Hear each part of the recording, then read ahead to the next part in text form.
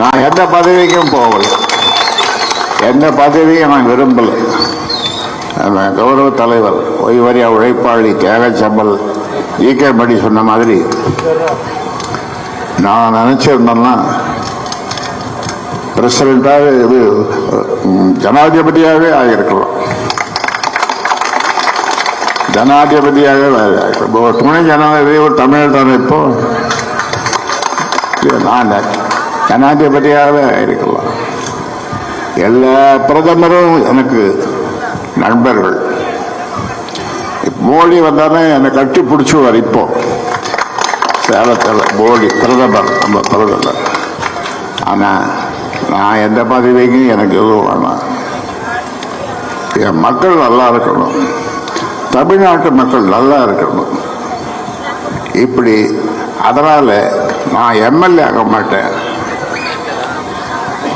ஆறுமுகம் இருக்காரு, கொஞ்சம் எழுதுருங்க. இவர் 2 தடவை எம்எல்ஏ ஆக்கணும். இவரை 2 தடவை எம்எல்ஏ ஆக்கணும். இங்கே எனக்கு முன்னால் பேசினாரு, இவரை 4 தடவை எம்எல்ஏ ஆக்கணும்.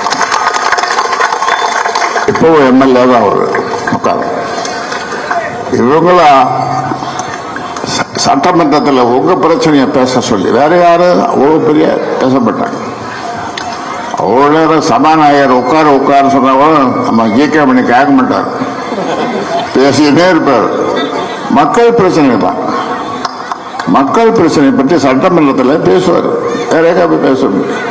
இப்படியெல்லாம் உங்களுக்காக நாங்கள் நாளும் உழைக்கிறேன். நான் எந்த பதவிக்கும் போக விரும்பலை, சத்தியம் பண்ணியிருக்கேன். என் வாழ்நாள் பூரா நான் எந்த பதவிக்கும் போக மாட்டேன்னு சத்தியம் பண்ணி இவங்களையெல்லாம் பெரிய பெரிய பதவியில் உட்கார வச்சு அழகு பார்க்குறேன். ஆனால் பெண்கள் ஆகிய நீங்கள் நினைச்சிங்கன்னா இந்த ஆட்சி பொறுப்பை எங்ககிட்ட கொடுத்துடுவோம்.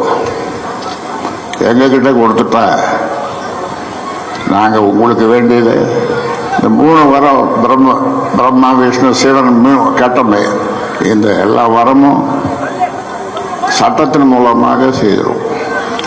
ஆனால் நீங்கள் இந்த கடைசி நேரத்தில் ஓட்டு போடும்போது காசு வாங்கிட்டு அந்த காசு அவங்களுக்கு எங்கேருந்து வருதுன்னு உங்களுக்கு தெரியும்.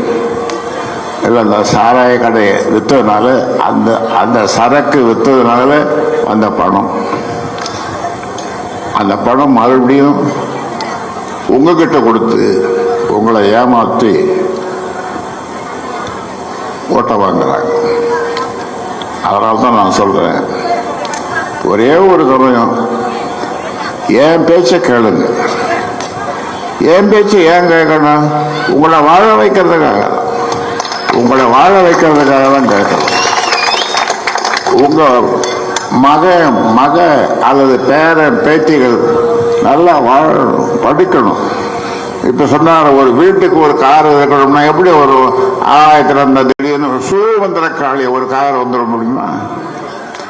வராது. படிக்கணும், வேலைக்கு போகணும். அம்பானியினுடைய இந்தியாவில் பெரிய பணக்கார அம்பானியினுடைய பேரன் பேத்திகள் என்ன மாதிரி படிப்பு தரமாக படிக்குதோ அதே படிப்பை உங்க குழந்தைகள் படிக்கணும். அதான் ஏன் கனவு. பிளே ஸ்டோர் மற்றும் ஆப் ஸ்டோரில் இருந்து பாலிமர் செயலியை QR கோடு மூலம் பதிவிறக்கம் செய்யுங்கள். செய்திகளை உடனுக்குடன் பெறுங்கள்.